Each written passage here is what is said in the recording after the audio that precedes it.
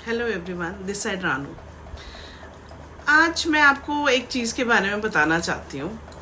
थोड़े से अपने, वैसे तो व्यूज़ एक्सप्रेस में रोज़ ही करती हूँ, आज कभी कभी कोई टॉपिक ऐसा मिल जाता है तो मुझे लगता है कि आई शुड टॉक।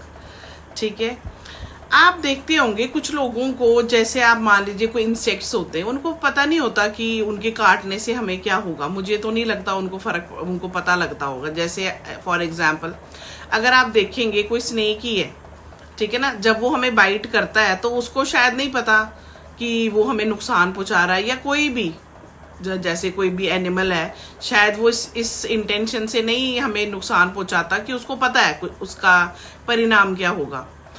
तो अब हम उससे लड़ने नहीं बैठ जाते।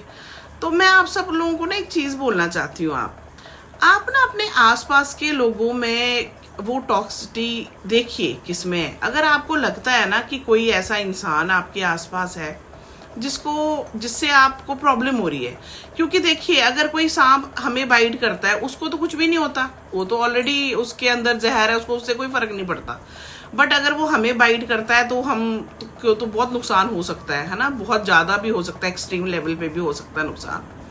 तो आपको ना ये सबको ये देखना चाहिए आपके आसपास कैसे से लोग हैं।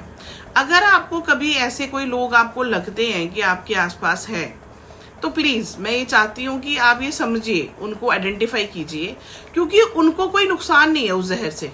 जो उनके अंदर ईगो, जहर का मतलब यहाँ मैं इंसानों के लिए जो यूज करना चाहती हूँ वर्ड, वो है ईगो है लोगों में बहुत ज्यादा, है ना। उनके अंदर पेशेंस नहीं है, एंगर है ना। तो अगर आपको आसपास के ऐसे कोई लोग लगते हैं जो आपको लगता है कि आपके लिए वो ठीक नहीं है, प्लीज उनसे अपार्ट हो जाइए, उनके पास मत रहिए।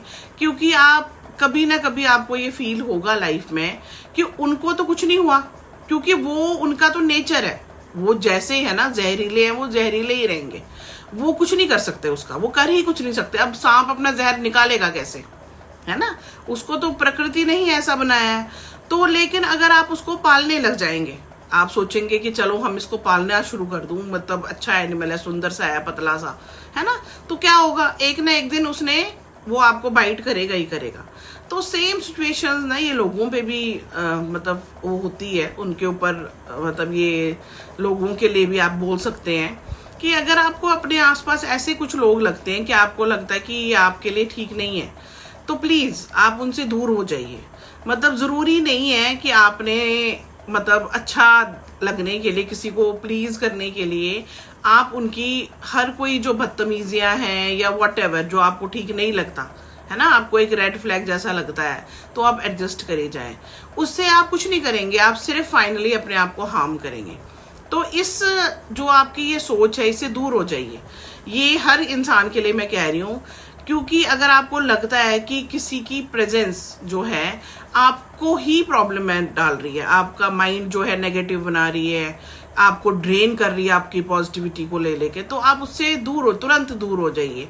क्योंकि आप ये मान के चलिए, ऐसे इंसान, वही सांप अपनी चीजें छोड़ नहीं सकता, कोई भी इंसेक्ट है जो हमारे लिए जानलेवा है, या कोई भी एनिमल है, कुछ है, वो अपनी फितरत नहीं छोड़ सकता, ठीक है ना। और उसके लिए उसका कोई फर्क भी नहीं पड़ता, क्योंकि वो तो उसी के साथ रहना उसको ठीक है, उसके बिना तो शायद वो भी अपने आप को प्रोटेक्ट नहीं कर सकता।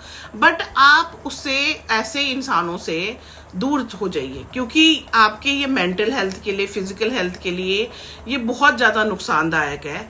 तो प्लीज मेरे हिसाब से आप इस बात को समझिए और इस चीज को प्लीज आप अपने लाइफ में एग्जीक्यूट कीजिए। अदरवाइज मुझे लगता है कि काफी सारे लोगों को बहुत देर बाद ये चीज पता लगती है और तब तक कुछ हो भी नहीं पाता। प्लीज इसको समझिए। Thank you, have a nice day.